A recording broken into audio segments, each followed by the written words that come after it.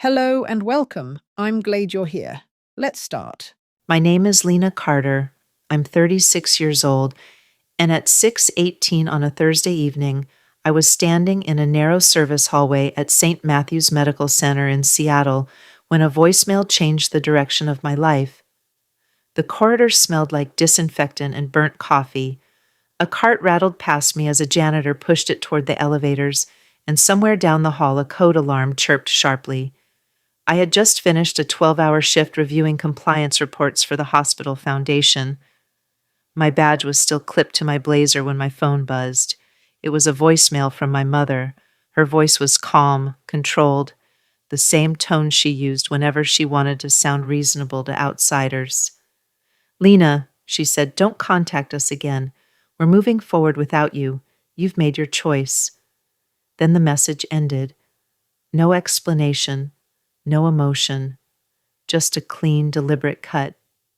I stared at the gray wall in front of me and listened to the message again. And then once more, not because I was heartbroken, because I needed to hear the contempt clearly enough to stop lying to myself about what my family had become. They hadn't suddenly pushed me away.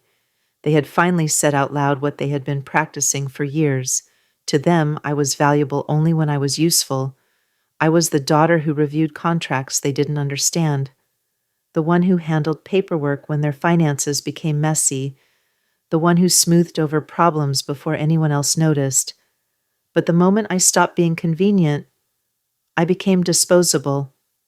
So I sent back a single text, "Okay." By 8 o'clock the next morning, everything changed. Access was locked.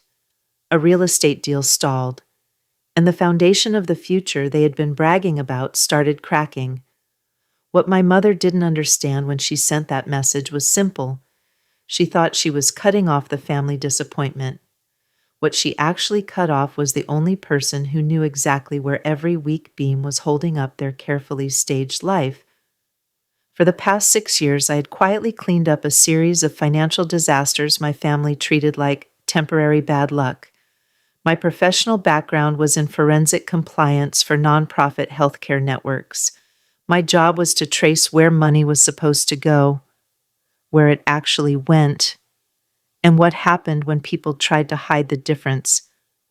My family didn't respect that job, but they loved what it could do for them. The latest situation involved a complicated property transition. My parents were selling their longtime home in Bellevue, planning to move into an upscale townhouse near Lake Washington. They had been telling friends it was a graceful downsizing, simplifying life while preparing a private suite for my grandmother. What they didn't say publicly was that the entire plan depended on a fragile sequence of financial approvals that ran through me. I wasn't an owner of anything.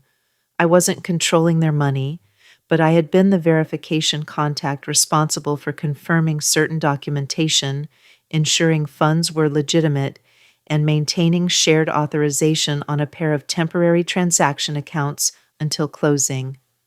In simple terms, the system only worked because my professional credibility was attached to it. And after that voicemail, I withdrew. At 7:42 the next morning, I sat at my kitchen counter with my laptop open and wrote 4 emails. The first went to the title coordinator informing them I was no longer serving as verification contact. The second went to the brokerage firm revoking my authorization to communicate on the transaction. The third, suspended shared account credentials pending identity re-verification. The fourth, notified the family accountant that any documents routed through my credentials would need to be reissued without my review chain attached. No threats, no accusations, just clean professional withdrawals from systems that relied on my involvement. The consequences arrived faster than I expected. Within an hour, the townhouse closing was delayed because documentation was incomplete. A renovation contractor paused scheduled work on the old property after a deposit verification failed, and a private senior residence my mother had been courting for my grandmother requested updated financial assurances before reserving the suite she had been boasting about. By noon, the phone started ringing. I let it ring. The first voicemail came from my father. "There's been a misunderstanding," he said carefully. 20 minutes later, another arrived. "You need to call us today." By mid-afternoon, the calm tone had vanished. "The title company says there's a hold," he said sharply. "Patricia says you revoked authorizations. I don't know what you think you're doing, but this has to be fixed." I saved the messages and went back to work. That evening, I opened the family group chat. My sister had already started assigning blame. "How could you do this right before the move?" she wrote. "Mom is humiliated. Humiliated. Not worried. Not apologetic. Embarrassed." A few minutes later, another message arrived, this one from a law office.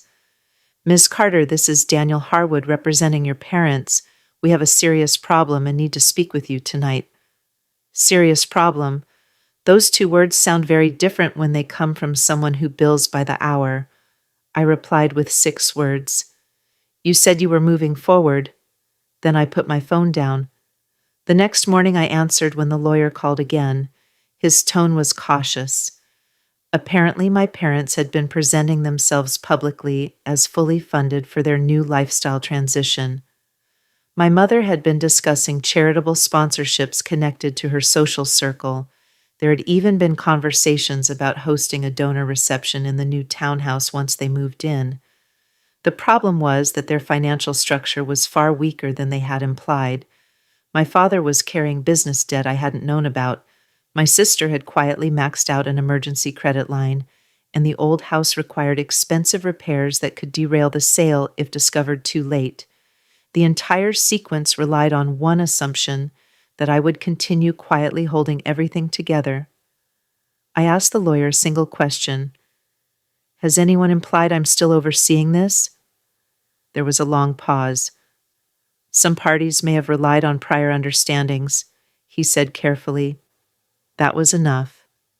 Because that sentence meant my credibility was still being used, even after I had withdrawn. And that was the moment the situation stopped being about family conflict.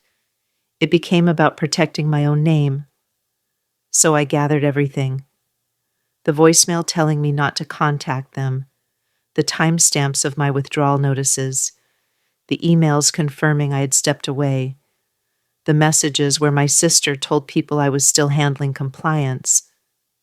I built a folder the way I would build any professional case file, not to destroy anyone, just to make sure the truth had structure if it ever needed to stand on its own.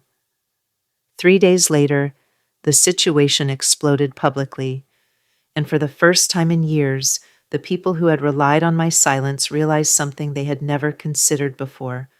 The daughter they discarded was also the one person who understood exactly how their entire story was held together